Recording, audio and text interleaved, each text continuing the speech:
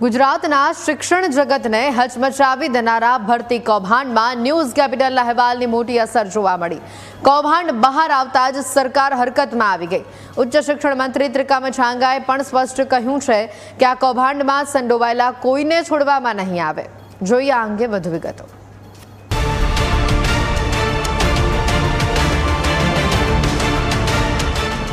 કચ્છ યુનિવર્સિટીમાં ભરતી કૌભાંડનું ન્યૂઝ કેપિટલે પર્દાફાશ કરતા જ સમગ્ર રાજ્યમાં ખળભળાટ મચી ગયો છે।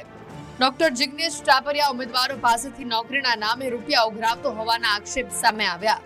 ન્યૂઝ કેપિટલની મેરેથોન કવરેજ બાદ કુલપતિ ડોક્ટર મોહન પટેલે ટાપરિયા વિરુદ્ધ ફરિયાદ નોંધાવી। રાજ્યના ઉચ્ચ શિક્ષણ મંત્રી ત્રિકમ છાંગાએ પણ ન્યૂઝ કેપિટલનો આભાર માની કડક કાર્યવાહીનો વિશ્વાસ આપ્યો છે। આ વિષયમાં જ્યાં જે જરૂરી લાગશે તેની તપાસ કરવામાં આવશે અને તપાસ કરીને જો દોષી જણાશે તો ચોક્કસપણે એના વિરુદ્ધ પગલાં લેવામાં આવશે। સમગ્ર ગુજરાતની જનતાને ગુજરાતના મુખ્યમંત્રીની જે નેમ રહી છે એ પ્રમાણે કે આ પ્રકારની કોઈ પણ પ્રકારની કોઈના પણ દ્વારા કસૂર કરવામાં આવશે તો ચોક્કસપણે સરકાર દ્વારા એના સામે પગલાં લેવામાં આવશે। જો કે કૌભાંડ ખોલતા જિગ્નેશ ટાપરિયા પણ ભૂગર્ભમાં ઉતરી ગયો છે।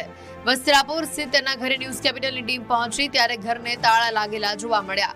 પરિવાર પણ અંડરગ્રાઉન્ડ થઈ ગયો હોવાનું સામે આવ્યું છે। ન્યૂઝ કેપિટલ દ્વારા જિગ્નેશ ટાપરિયાના કૌભાંડનો પર્દાફાશ કર્યા બાદ તે પલાયન જે છે તે થઈ ચૂક્યા છે। ગત રોજ તો તેમના પત્ની પણ મળ્યા હતા, પરંતુ આજે તેમના પત્ની પણ જે છે તે અહીંયાથી ગાયબ જોવા મળી રહ્યા છે। ન્યૂઝ કેપિટલની ટીમ જે છે તે વસ્ત્રાપુર પાસે આવેલા તેમના આવાસ ખાતે પહોંચી છે। ગતરોજ પર અમારા જે સંવાદદાતા છે જયેશ તે પણ અહીંયા પહોંચ્યા હતા, તેમના પત્ની સાથે વાતચીત કરી હતી અને તેમણે કહ્યું હતું કે તેઓ બહાર ગયા છે ને ફોન પણ કરવાની જે છે તે ના પાડી છે। પરંતુ આજે ફરી એકવાર ન્યૂઝ કેબિનેટ ટીમ જે છે તે જિગ્નેશ ટાપરિયાના ઘરે જે છે તે પહોંચી છે, પરંતુ હાલમાં ખંભાતી તાળું તેમના નિવાસસ્થાનની બહાર જે છે તે જોવા મળી રહ્યું છે। બીજી તરફ શિક્ષણ જગત અને યુવાનોમાં ભારે આક્રોશ પણ જોવા મળી રહ્યો છે। પૂર્વ કેન્દ્રીય મંત્રી ડોક્ટર વલ્લભ કથિરિયા અને શિક્ષણવિદો પણ ભરતી કૌભાંડને વિદ્યાર્થીઓના ભવિષ્ય સાથેનો ખેલ ગણાવી રહ્યા છે। મારા જાણમાં આવ્યું છે કે આ પ્રકારે કચ્છ યુનિવર્સિટીમાં કૌભાંડ થયું છે એ યોગ્ય નહીં, ખૂબ જ ખરાબ વસ્તુ છે। સરકાર આટલી નિષ્ઠાવાન સરકાર, પારદર્શી સરકાર દ્વારા અનેક પ્રયત્નો છતાં જો કોઈ આ કૌભાંડ કરતો હોય તો એને સખ્ત નસીહત કરવી જોઈએ। એની તપાસના આદેશો પણ અપાઈ ગયા છે। ભવિષ્યમાં આવું કંઈ પણ ન થાય એ માટેના પૂરતા તકેદારીના પગલાં રૂપે સરકાર પગલાં લઈ રહી છે કે ખરેખર જો કોઈ વ્યક્તિને પોતાનું આત્મસન્માન હોય તો એ વ્યક્તિ જીવી પણ ન શકે। એટલે મારી દ્રષ્ટિએ આ ખૂબ જ ઘૃણાસ્પદ કાર્ય છે।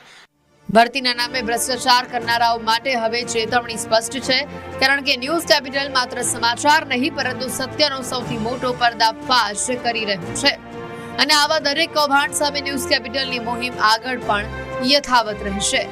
Bureau report, news capital.